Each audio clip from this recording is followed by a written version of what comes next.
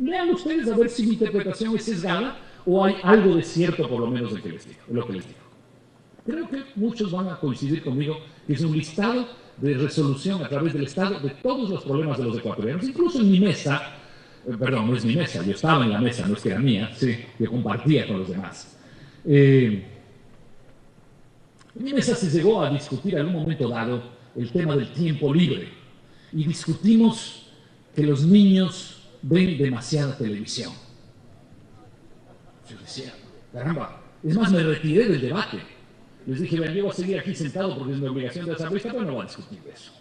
Si a ustedes les parece que los niños ven mucha televisión, discutan, pero yo no veo que tiene esto de constitucional. Es que la filosofía que hay detrás de esto y de todos estos 82 artículos es que desde el Estado nos tienen que resolver todos los problemas que tenemos.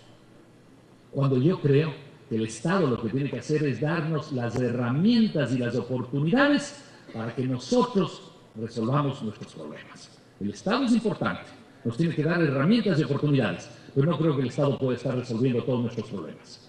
Ni puede, ni debe. Es un tema de visión. Pues ahí hay un problema conceptual. Yo no creo que el Estado tiene que resolver los problemas que están en esos 82 artículos que están ahí.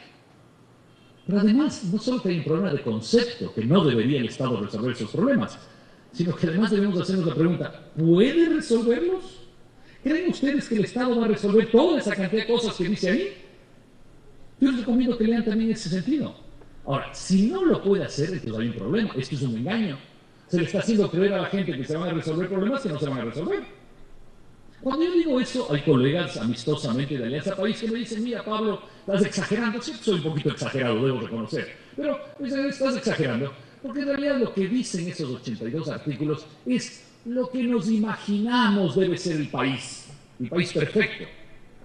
Entonces yo digo, tenemos que hacer otra asamblea. Tenemos que volver a Montecristi y hacer otra asamblea.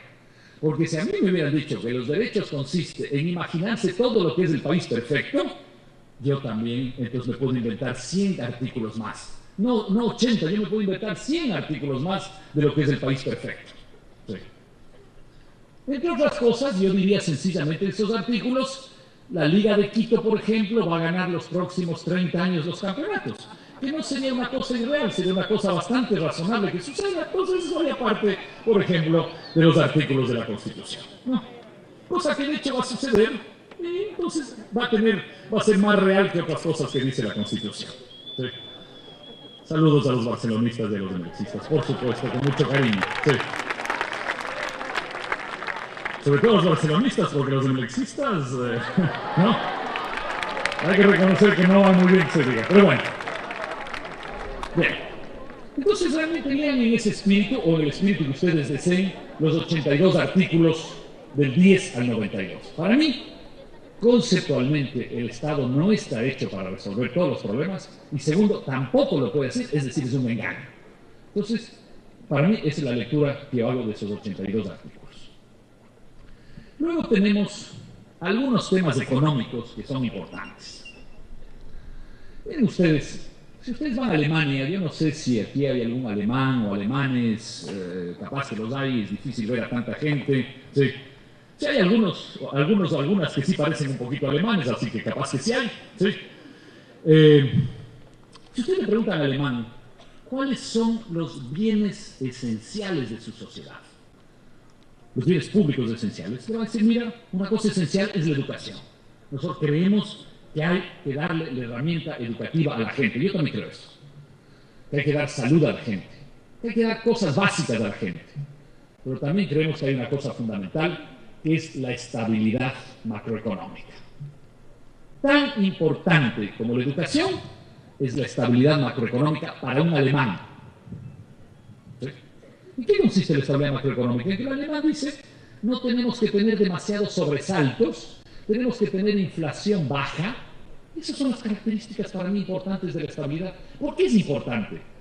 Porque si es que yo le doy a la gente educación y luego tengo crisis económicas todo el tiempo, cada crisis económica significa un retroceso de 10 años en la vida de la gente.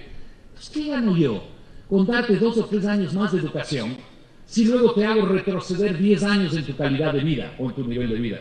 Entonces dice, ambas cosas son fundamentales, lo uno y lo otro. Entonces, una pregunta importante que hay que hacerse es, ¿qué hay de la estabilidad macroeconómica en la Constitución de Montecristi? Y yo les recomiendo, aquí estoy seguro que hay gente que estudia economía, otros que estudian otras cosas más antipáticas como leyes, ese tipo de cosas, ¿no? Pero también hay gente que estudia cosas simpáticas como la economía, ¿sí? Imagínense, peor si estudian leyes y son emblexistas, ya, eso es más grave, ¿sí? Eso ya me parece más grave, ¿sí? Entonces, digo, les recomiendo a ustedes que lean la definición de estabilidad que hay en la Constitución de Montecristi. Dice, la estabilidad es el máximo nivel de producción y de empleo posible. Punto. Yo les pido a ustedes, estudiantes, que cojan cualquier libro de macroeconomía, cualquiera, y busquen en qué libro la estabilidad se define como el mayor nivel de empleo y de producción. En ninguno. En algunos se dice es el mayor nivel de producción y empleo y además baja inflación y además una serie de cosas. Pero nadie define la estabilidad como el mayor crecimiento y empleo posible. Eso es otra cosa, no es estabilidad. Les recomiendo que ustedes lean.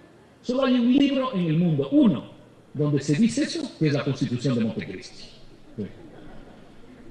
Entonces, ese es un tema grave, porque si un alemán ve eso, que Alemania es un país exitoso, por algo de ser exitoso, el alemán va a decir, mira, ustedes empiezan mal. Si ustedes no le dan importancia en la parte económica, a la estabilidad macroeconómica, mañana puede pasar cualquier cosa en ese país y los pobres son los que más sufren de la falta de estabilidad económica. No son los ricos, son los pobres, de los que tanto se habla. Por eso les decía al principio, la Constitución no simplemente es algo donde uno dice lindos poemas a los pobres y a todo el mundo, no, tiene que haber cosas reales que sirven o no sirven ese objetivo. Lean ustedes el tema de la estabilidad macroeconómica y van a ver ustedes que no tiene nada que ver. Luego nos sorprendemos que en el Ecuador haya alta inflación. Nos sorprendemos que tengamos una situación donde el gobierno, cuando está cayendo el precio del petróleo, el gobierno dice que va a seguir gastando más plata. Todo eso proviene de una visión que está reflejada en la Constitución de Montecristi. Está reflejada en el capítulo, como les digo, de la estabilidad. Está reflejada en el capítulo de la política fiscal y presupuestaria, donde al gobierno no se le impone ningún límite de ninguna naturaleza. No es que el gobierno tiene límites de gasto, no tiene límite de ninguna cosa. Está reflejada en el capítulo del Banco Central, donde se dice que el Banco Central ya no es autónomo, sino que depende del Ejecutivo. Es decir, el gobierno es dueño de todos los instrumentos económicos. Resulta que volviendo a Alemania, en Alemania una de las cosas fundamentales para la estabilidad es tener un banco central autónomo, no dependiente del gobierno. Y eso no solo es en Alemania, en casi todas partes del mundo. Aquí en Montecristi acabamos de decidir que eso es una tontería y que el gobierno es el que tiene que manejar todos los instrumentos económicos. Es muy peligroso. Un gobierno sin contrapesos, sin límites y contrapesos, es un gobierno que nos lleva directamente al estatismo excesivo y nos lleva directamente a crisis económicas. Por algo otros países utilizan ese tipo de instrumentos. Yo quiero recordarles que la primera constitución del mundo, aunque no se llamó la Constitución, fue la Carta Magna de los ingleses. ¿Cuándo se hizo la Carta Magna?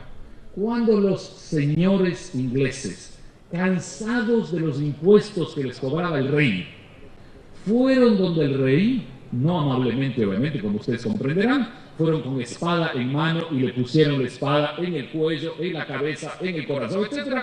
Y le dijeron, estimado amigo, vamos a firmar un documento donde le ponemos límites a los impuestos que usted nos puede cobrar. Esa fue la primera constitución, hace 700 años, 500 años. Hoy hacemos una constitución en Ecuador y hacemos exactamente lo contrario de lo que hicieron los ingleses hace 600 o 700 años, es decir, no le ponemos un solo límite al gobierno. Eso es muy peligroso porque, como les dije al principio, la Constitución no está hecha para frases bonitas. La Constitución está hecha para cosas reales, mecanismos, instituciones, límites, etc.